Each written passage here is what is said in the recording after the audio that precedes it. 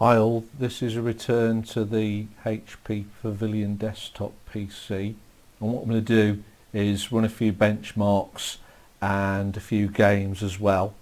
Now, as with all these low spec PCs, I'm recording this video on an external video camera and showing the frames per second in most cases using Bandicam to minimise the workload on the PC.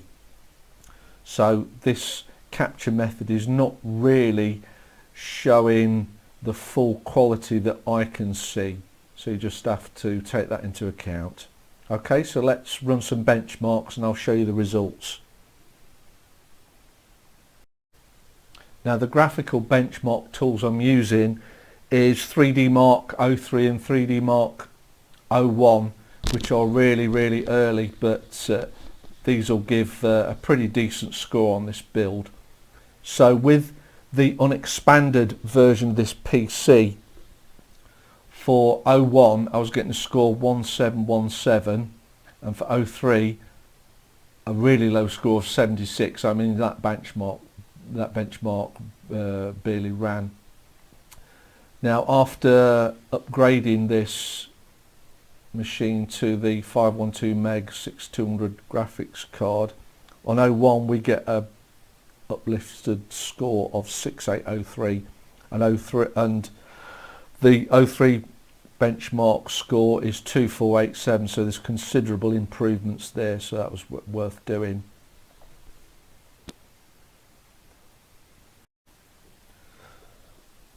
The game Fear has its own inbuilt benchmark process, so after running that I'm getting a maximum of 104 frames per second with an average of 60, which is fine, and in most cases, like 70%, we're getting 40 frames per second and above, which is fine, and that's a well optimized game anyway. Now, in most cases I'm running these games on the lowest graphical quality settings just to give this machine a chance. And in Bioshock, with not a lot going on, we're not even getting 15 frames per second, so unfortunately this won't be a pass. You just can't play this game on those. We can play it, but it's not very good experience, unfortunately. Okay, so that's the first Bioshock. This is one of the early Call of Duty games called Call of Duty 4. Now, I can actually reduce the resolution on this game to get more frames per second, but I noticed in the top left hand corner the Bandicam counter wouldn't display quite right.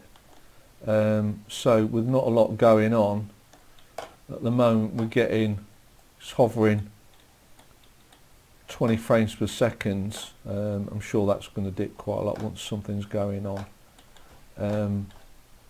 But yeah, I suppose it's playable if you can live with the fact that FPS is going to go down quite a lot once things start happening on this game. I've got Call of Duty 2, which seems to be fine on this PC.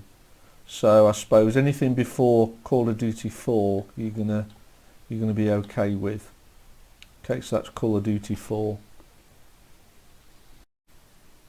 And this is Crysis, which is used as a benchmark even today, especially the remastered version.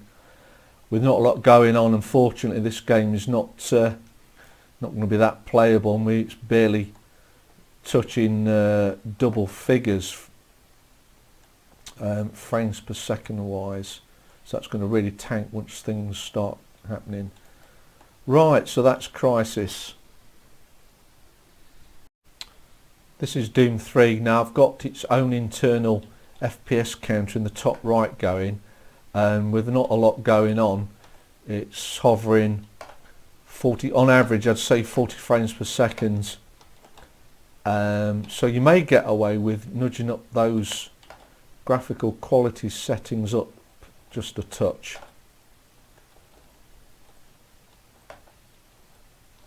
So yeah, that's Doom 3, which I mean sometimes it even gets 60 frames per second, but as I said before, this is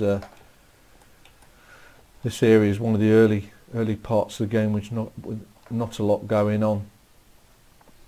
Right, so that's Doom 3. And this is the first football game. This is FIFA 10. Now at the moment it's hovering around 30 frames per second. I mean the pitch doesn't look that good, but it's still playable. And when it goes to the cutscenes, the frame rate goes down quite a lot. Now you can be sure that this will play the earlier FIFAs and possibly one or two after this, but I can't be sure. Okay, so that's FIFA 10. Well, this is Grand Theft Auto San Andreas. It's the very early part of the game, which there is not a lot going on, and it's not even hitting 15 frames per second. Sometimes it gets above it, depends what's going on. So you can be sure this won't play GTA 4 or GTA 5, but you should get through this. I mean, it's not going to play that great, but yeah, it's on 16 frames per second. It's not that much going on. You should be able to play this, I suppose, if you can sort of live with that low frame rate. Okay, so that's GTA San Andreas. Now this is Half-Life 2 with one of the early outdoor levels. So we are getting double figures and it's hovering above 20 frames per second. Sometimes it gets close to even 30. Now I think I can probably improve that because there are quite a number of settings you can apply to this game.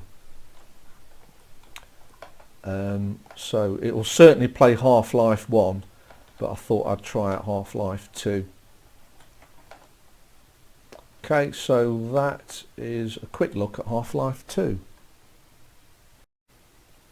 This is one of the early Elder Scrolls games called Morrowwind.